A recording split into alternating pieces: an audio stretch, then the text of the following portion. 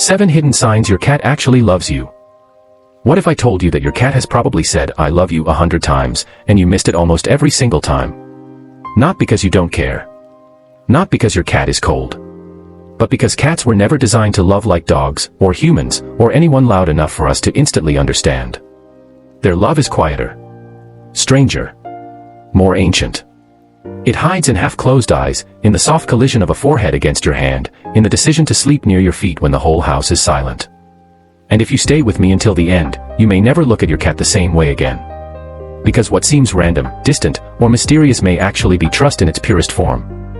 A trust so delicate that if you don't know how to see it, you'll mistake it for nothing at all. Cats are descendants of solitary hunters. Their affection was never meant to be theatrical. In the wild, survival depends on restraint, on caution, on not revealing too much too fast. That means feline love is not noisy love.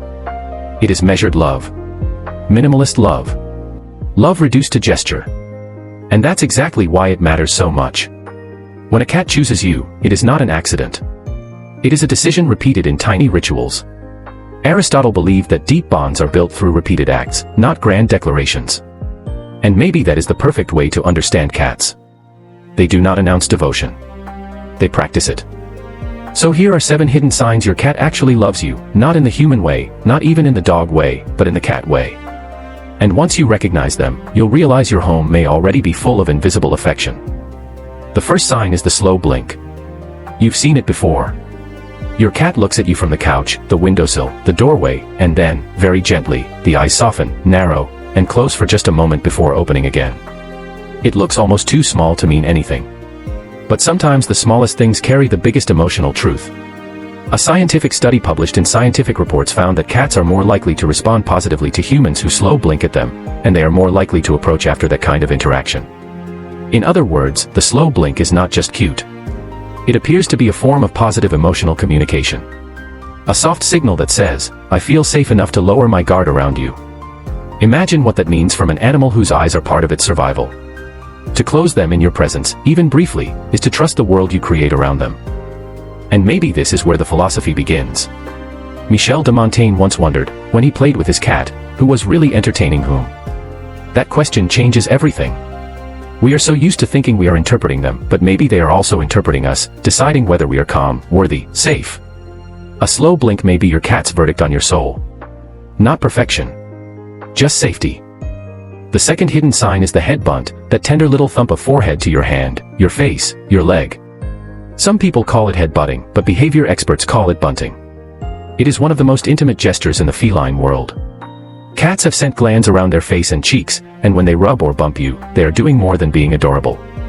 They are placing their scent on you, folding you into their map of comfort, familiarity, and belonging.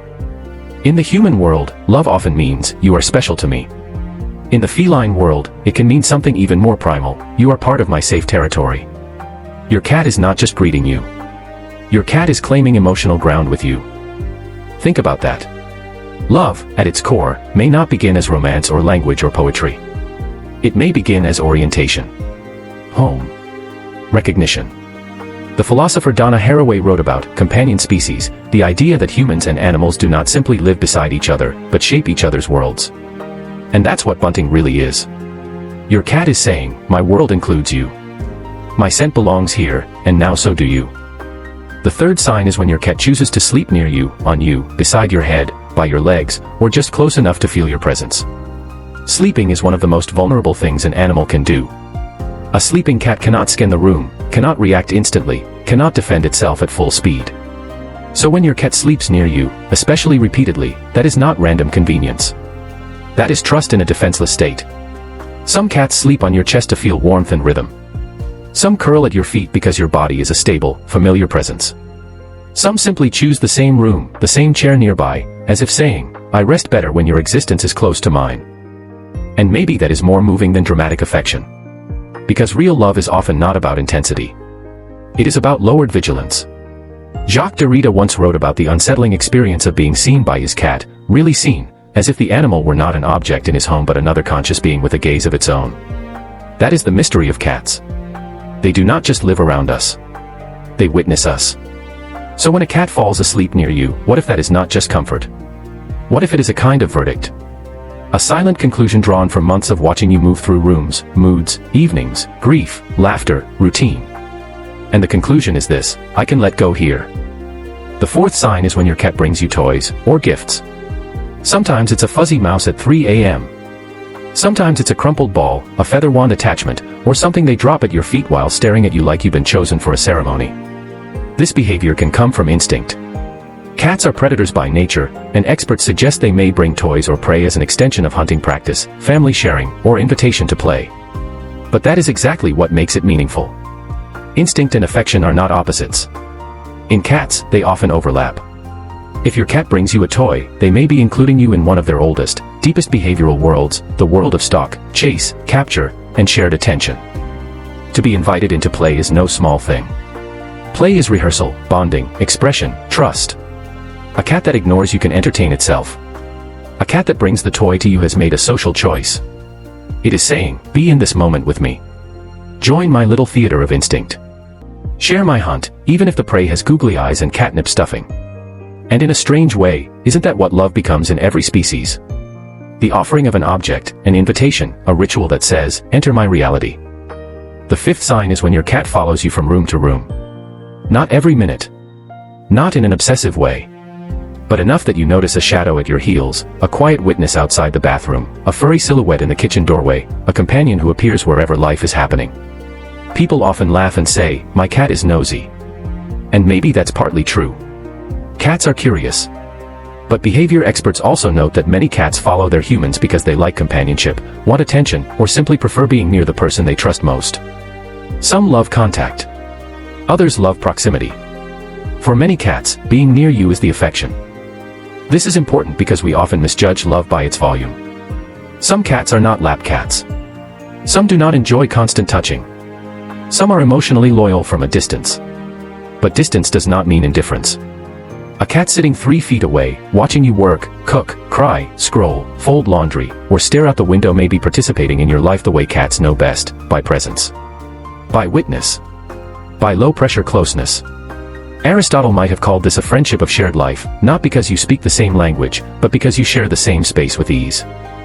The sixth hidden sign is when your cat shows you their belly, flops dramatically near you, stretches out with complete softness, or exposes vulnerable body language without fear. Now, let's be clear, a belly display is not always an invitation to touch. Many people learn that lesson the hard way. But even when it's not an invitation for your hand, it is often an invitation for your understanding. The belly is vulnerable.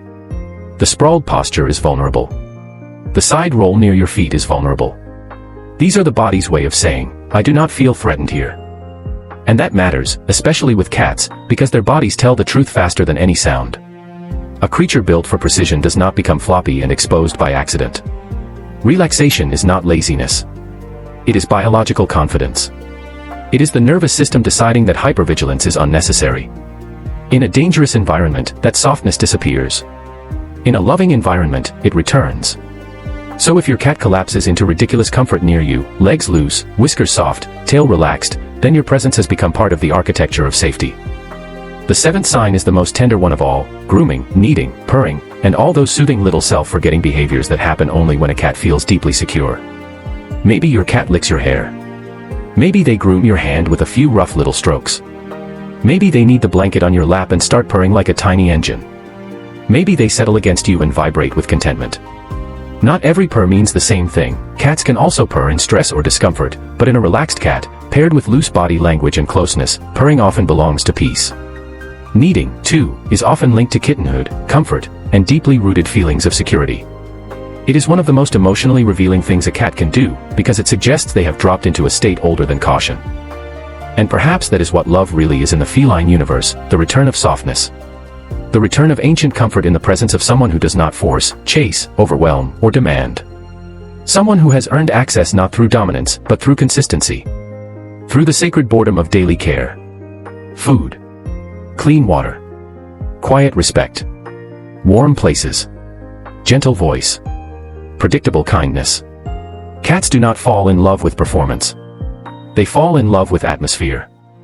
So if your cat slow blinks at you, head bunts you, sleeps near you, brings you toys, follows you around, flops in vulnerable poses, or purrs and kneads in your presence, do not dismiss these as random quirks. These are emotional footprints.